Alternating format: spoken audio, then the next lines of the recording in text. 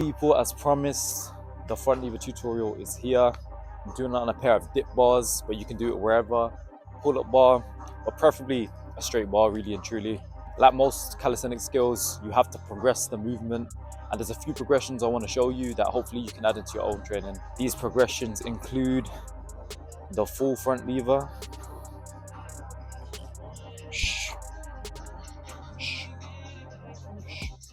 the straddle front lever, the single leg front lever, the advanced tuck front lever, last but not least, the most important if anything, the tuck front lever. So I know what you might be thinking, Gautam, how the hell do I even end up in that position in the first place, let alone the tuck front lever? So I'm here to tell you, believe it or not, I was using a lot of my back muscles there.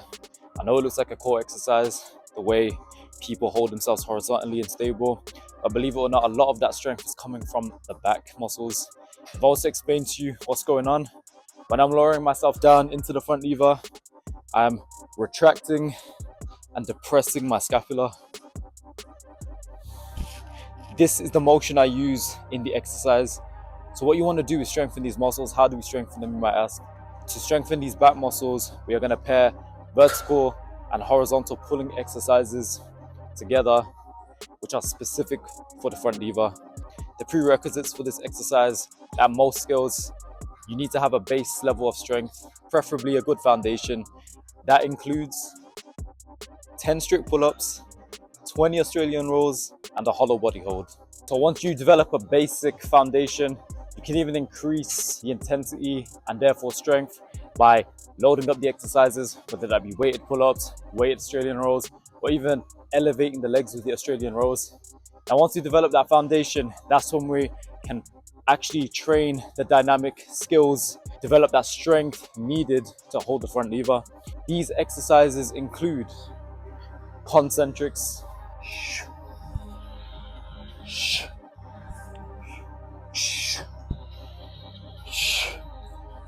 concentrics are the upward phase of the movement.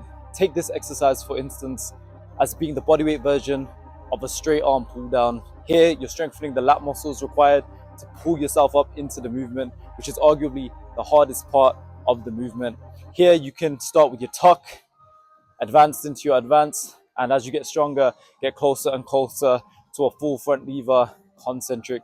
You can also train the opposing motion, which is the eccentric. Here, you are starting at the top portion of the movement and lowering yourself slowly, making sure you have time under tension throughout the entire movement. As you're starting at the top, it's much easier to start at a harder progression, as it's much harder to raise yourself into the movement as opposed to lowering yourself into the movement.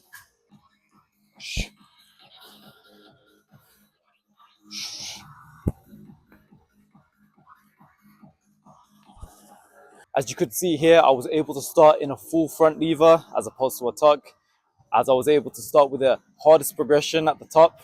While I'm upside down, I can hold that for minutes rather than seconds. So I really capitalize on using the hardest progression I can and making sure I really take time and isometrically hold the movement as I'm lowering myself down. This way I'm developing strength on the bottom portion of the movement. Negatives is where you develop the most strength, as you're able to hold certain positions for much longer as opposed to raising yourself concentrically. Now I've shown you a couple vertical pulling exercises, straight arm pulling exercises, might I add. We can also train the horizontal rowing movements, where bent arm strength can play its part in this. Though it's a straight arm exercise, bent arm strength plays a huge role in developing the horizontal pulling strength for the front lever. Exercises you can do can include the Australian pull-up, weighted Australian pull-ups, weighted elevated Australian pull-ups. But once you've gotten strong enough, now we can progress that movement. We can do tuck rows, front lever position, but rather than holding statically, we can roll, pulling our belly button to the bar while maintaining that core control. If you want to progress this exercise, little bonus tip, you can also get yourself into an L sit so you can add the load almost. The straighter we extend our legs, the closer we get into the full front lever.